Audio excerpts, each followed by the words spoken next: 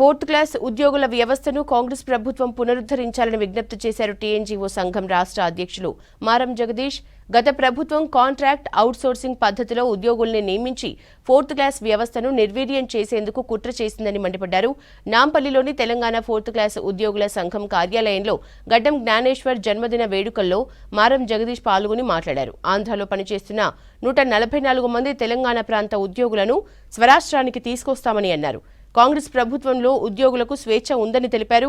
ఉద్యోగుల సమస్యల్ని సీఎం దృష్టికి తీసుకువెళ్లామని, అన్ని సమస్యలు త్వరలోనే పరిష్కారం అవుతాయని ఆశాభావం వ్యక్తం చేశారు మారం జగదీష్. అన్ని సమస్యలు మాట్లాడడం గౌరవనీయులు రేవంత్ రెడ్డి గారు కూడా చాలాసార్లు కలిసినాం. మరి మాకు ఆశ అయితే ఉన్నది, ఫ్రీడమ్ అయితే ఉన్నది. మనం ఈ టీఎన్జీఓ సంఘం నుంచి జేఎస్ తర్వాత అన్ని ప్రాబ్లమ్స్ సాల్వ్ అవుతాయని కూడా మనం కోరుతున్నాం. ప్రభుత్వంలో ఎవరున్నా ఏదున్నా ఉద్యోగ సంఘాలుగా మనం ఎప్పుడు ఉంటాం. ప్రభుత్వాలు మారితే కానీ ఉద్యోగులుగా మనం మారం. కాబట్టి ఏ ప్రభుత్వం ఆ ప్రభుత్వం ద్వారా మనం అన్ని సమస్యలు పరిష్కార మార్గంగా చేసుకుంటాం.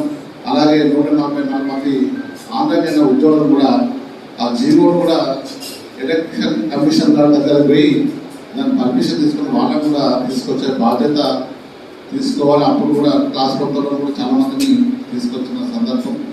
మరి గత ప్రభుత్వంలో చాలా మంది 85 నుంచి రిక్రూట్మెంట్ లేదు, క్లాస్ వర్క్ అనేది ఉండదు, అవుట్సోర్సింగ్ విధానం తీసుకొచ్చారు. అది నిజంగా చాలా తప్పు.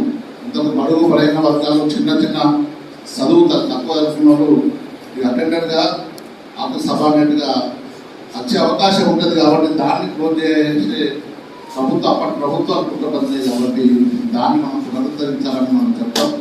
మళ్ళీ రిక్రూట్మెంట్ చేసుకొని మనం మళ్ళీ క్లాస్ బోర్డు మెంబర్స్ ఇంకా ఎక్కువ వచ్చే